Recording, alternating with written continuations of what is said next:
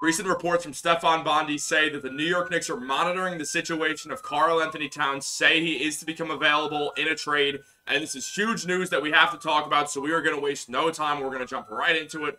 Welcome back to Knicks Digest, guys. My name is Chris, and today we're talking about the fact that the New York Knicks are monitoring the situation of Karl Anthony Towns. What this means essentially is that, first of all, sorry for the sirens in the background, but what this means essentially is that if Towns is to become available for trade, the Knicks are going to look into trading for him, and who knows what that means. Maybe they're just going to check his price, decide, hey, he doesn't really fit with the team, we're going to pass on this, which I think is probably what is exactly going to happen. But there is a world where maybe the Knicks actually do have interest in bringing Towns to the team, and if they do, then everything that I've ever said positively about Leon Rose is going to go right out the window, because what a horrific idea this would be. The Timberwolves probably already value Towns higher than basically any other team in the league. If they didn't, they wouldn't be paying him the amount of money they are. And also, because they cannot give out two Supermax contracts to Anthony Edwards and to Karl Anthony Towns, considering they would be signing both, that is not something you can do. So it absolutely is going to happen that Towns is going to come up in a lot of trade talks, since Anthony Edwards is already much better than Towns and is the face of that franchise now. Towns is going to become the odd man out, that means. And the New York Knicks are probably going to look at him, and the Timberwolves are probably going to ask for multiple first-round picks and a few young players, probably both R.J. Barrett and Mitchell Robinson. And if I'm being honest, if the Timberwolves called me up today, if I were the GM of the Knicks, and they said, straight up, no draft picks, we just want R.J. Barrett and Mitchell Robinson for Karl Anthony Towns, I am hanging the phone up. This is a guy who fouled out twice in a row in 2 elimination games. He is not just not a good defender, he's an absurdly poor defender who wants to sit on the perimeter and then also plays power forward because the Timberwolves decided to pair him up with Rudy Gobert. So they decided, hey, on defense, it's going to be a 4-on-5 because Towns is now guarding the perimeter. He can't even guard the paint, let alone the perimeter. He's huge. He's 6'11". He barely can move laterally. Why the hell would he do that? And then on offense, we're still going to be playing a 4-on-5 because we're going to have Rudy Gobert hogging the paint while Anthony Edwards, a primarily inside scorer, is going to get hindered. Towns is going to have to sit in the three-point line, which will probably make him less effective and make his usage go down. The Timberwolves made a bad decision to trade for Rudy Gobert. We all know that. They gave up so much. It never made sense. It didn't make sense at the time. It doesn't make sense in hindsight. There was no real reason for them to make that trade, but they did it, and they're probably going to move Towns. Towns should be playing center somewhere. Should it be with the New York Knicks? No. Do I care who it's with? As long as it's not the New York Knicks? No. Because Karl Anthony Towns does not fit on the New York Knicks. Not only do I not think he is a good player in terms of just deciding to go out there and make a huge trade like this. I'm not saying he's a bad player. He's one of the best offensive centers we've ever seen. But he's also one of the worst defensive centers in the NBA. Tibbs runs the team on defense. So yeah, Tibbs is saying a bunch of positive things, and we're going to look at this about Towns. But I'm not saying, and I don't think that necessarily means that Tibbs wants Towns on the Knicks. Mitchell Robinson is the perfect center in a Tom Thibodeau offense. And defense, just the Tom Thibodeau system in general. The only thing that Mitch could possibly do better is become a better playmaker because he rolls to the rim perfectly. He's a tremendous rim runner. He's the best offensive rebounder in the NBA. I don't see why we would do anything to hinder Mitchell Robinson while bringing in Karl Anthony Towns, who would end up playing center because there's no way that the New York Knicks trade Julius Randle. I just talked about this last week, and I'll say it again. The Knicks are not trading Julius Randle. That is not happening now and probably not ever. It would be a very strange situation, and a lot would have to happen for Julius Randle to end up on the trade block once again in the New York Knicks jersey. But let's just take a look at a few things here because there's some stuff I want to talk to when it comes to Karl Anthony Towns. First of all, this is essentially what Stefon Bondy had to say when it came to this whole situation.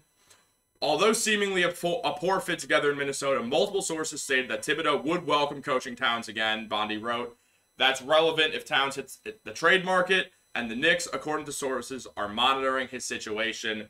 So first things first, I guess maybe I'm wrong. Maybe Tibbs actually does want Towns to play, or maybe they just want to play together. I literally can't even comprehend this, guys. It does not make any sense. This would be a senseless move where the Knicks would give away assets for no reason and not get better. I don't want this to happen. I would rather them never make a trade for the next 5 years than the big trade they make be Karl Anthony Towns. that is 1 step forward, 3 steps backwards. I don't see the point, and I'm not saying that Karl Anthony Towns can't succeed anywhere. He's been good in Minnesota. Minnesota has been the problem for the most part. They have done nothing except give him Anthony Edwards, and then that stupid Rudy Gobert trade screwed everything up. So I'm not saying that Towns is some awful player. He, as I said, is one of the most talented offensive centers in history of the NBA. But his defense is not that good.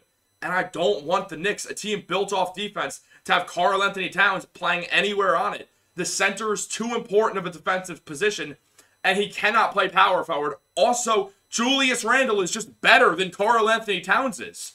Towns played 29 games last year with an injury. Sure, he's basically been the model of good health outside of that, but so is Randle since the ankle thing. And also, Randle averaged 25 and 10 last year. Here's Towns' stats for anyone curious, and this is a weird year for him. 21 points, 8 rebounds, 5 assists, 49% from the field, 36% from 3. Those are great numbers. I'm not going to say they're not, and the points per game was down because he only played 29 games this year. He couldn't really get his footing. He's usually a double-double machine every year. Obviously, Rudy Gobert taking rebounds is going to be something there, and Anthony Edwards just being Anthony Edwards is going to take points. But at the end of the day, guys, I don't see the point of trading for Karl Anthony Towns ever. I just do not think this is a good idea. And if you look here, this is what Tom Thibodeau has to say, and it just does not add up.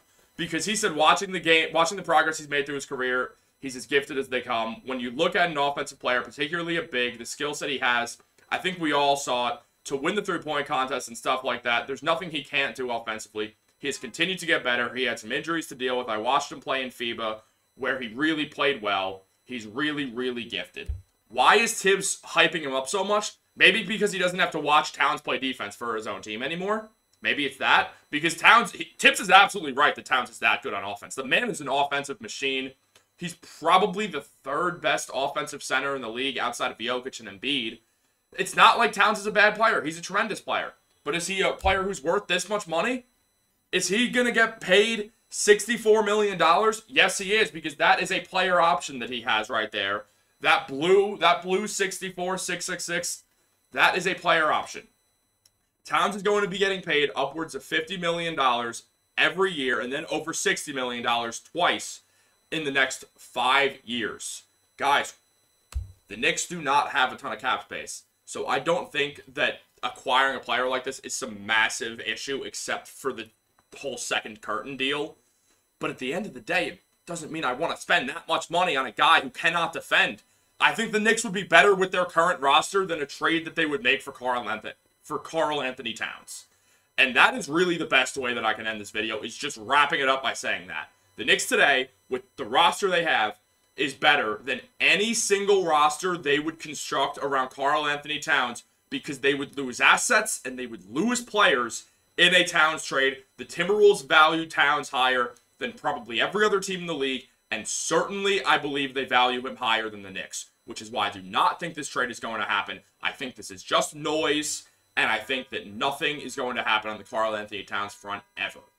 And that is all that I have to say on the topic. This is not a Karl Anthony Towns hate piece. This is the fact that I think that it makes no sense for the New York Knicks to pair Karl Anthony Towns with Julius Randle, or to have Karl Anthony Towns play power forward, because that is not going to work in Minnesota, and it would not work in New York.